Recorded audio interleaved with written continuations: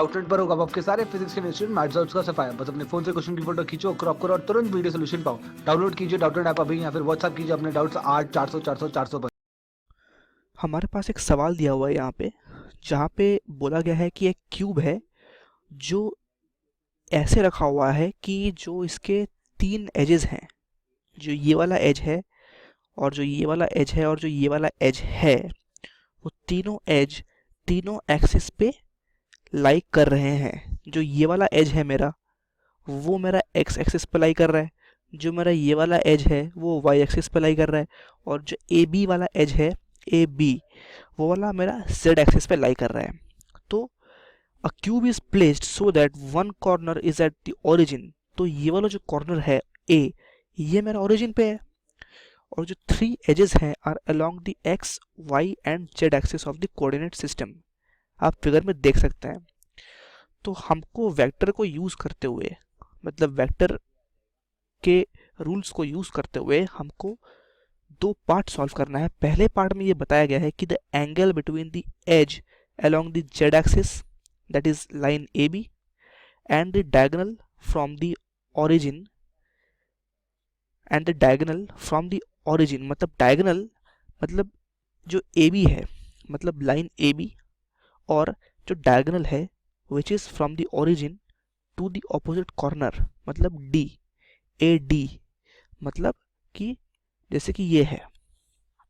तो हमको जो ये वाला डायगोनल है ए पॉइंट से डी वाला, तो ये वाला और जो ए बी है, मतलब ये वाला, इन दो लाइंस के बीच में हमको एंगल फाइंड करना है।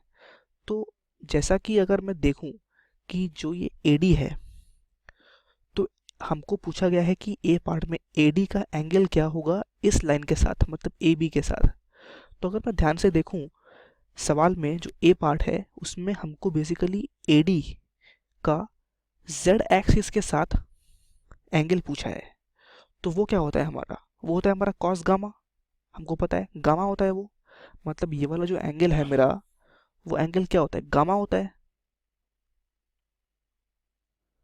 तो हमको बेसिकली गामा फाइंड करना है। तो सपोज मैं मान लेता हूँ कि ये जो क्यूब है उसका जो लेंथ का वो है, लेंथ है, वो है मान लीजिए एल। एल मान लेता हूँ मैं इसको, जो लेंथ ऑफ ईच साइड है वो एल है।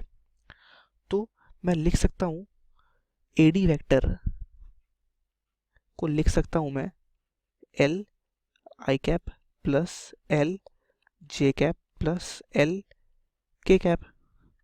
तो हमको क्या निकालना है, हमको कॉस गामा निकालना है। कॉस गामा क्या हो जाएगा, कॉस गामा क्या हो जाएगा, कॉस गामा हमारा हो जाएगा एल बाई एडी का मॉड। हमको पता है डायरेक्शन कोसाइन, हमने हमने हमको पता है डायरेक्शन कोसाइन के हिसाब से कॉस गामा हो जाएगा हमारा ये जो के कैप का कंपोनेंट है बाई एडी का मॉड। तो वो कितना हो जाएगा हमारा, वो हो जाएगा हमारा L by L root three, that is equal to 1/√3। तो हमारा जो गामा है, मतलब जो हमारा ए पार्ट है, तो ए पार्ट का आंसर क्या हो जाएगा कि angle between the age along the z axis, that is line AB, and the diagonal from the origin to the opposite corner, मतलब लाइन AD, कितना हो जाएगा हमारा एंगल, हो जाएगा हमारा cos इनवर्स 1/√3। ये हो गया हमारा ए पार्ट। अब हम करेंगे बी पार्ट। बी पार्ट में पूछा क्या गया है, बी पार्ट में बोला गया है कि हमको एंगल निकालना है between line AC and the line AD। मतलब कि हमको AC क्या है, AC मेरा ये वाला लाइन है, ये है मेरा AC।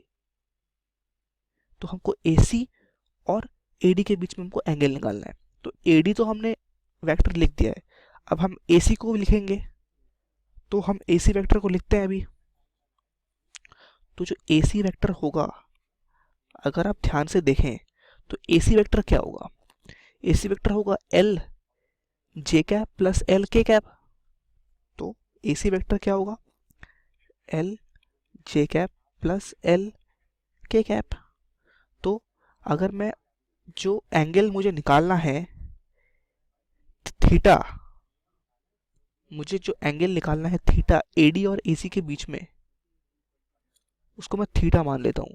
तो cos थीटा मेरा क्या हो जाएगा? cos थीटा मेरा क्या हो जाएगा? cos थीटा मेरा हो जाएगा AC का मॉड इंटू AD का मॉड नीचे में, और ऊपर AC डॉट AD।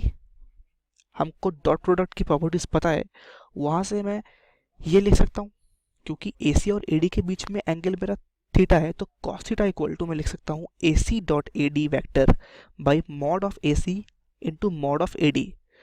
तो मैं ये लिख सकता हूँ। तो ये कितना आ जाएगा मेरा? AC डॉट AD कितना आ जाएगा? AC मेरा ये है L जे कैप प्लस L के कैप, और AD मेरा ये है L आई कैप प्लस L जे कैप प्लस L के कैप। तो अगर मैं डॉट प्रोडक्ट करूँगा तो मेरा आ जाएगा L square plus L square, that is equal to 2L square. और AC का जो मॉड है वो कितना है? L√2। और जो AD का मॉड है वो कितना है? L√3। तो मेरा कितना आ गया? ये आ गया मेरा 2/3 का स्क्वायर रूट। तो जो मेरा थीटा है, मतलब मेरा AC और AD के बीच में एंगल, वो कितना आ गया हमारा? वो आ गया हमारा theta is equal to cos inverse square root 2/3। तो ये आ गया हमारा क्या? ये आ गया हमारा थीटा। तो ये आ गया हमारा बी पार्ट का आंसर। तो हमने दोनों पार्ट ए और बी पार्ट हमने दोनों सॉल्व कर लिया है। दोनों में हमको एंगल निकालना था। पहले पार्ट में हमको निकालना था angle between AD and AB, जो कि है हमारा क्या? Cos inverse 1/√3। और दूसरे पार्ट में हमको निकालना था angle between AD and AC, जो कि है हमारा क्या? Theta is equal to cos inverse square root 2/3। तो ये रहा हमारा इस सवाल का फाइनल सॉल्यूशन।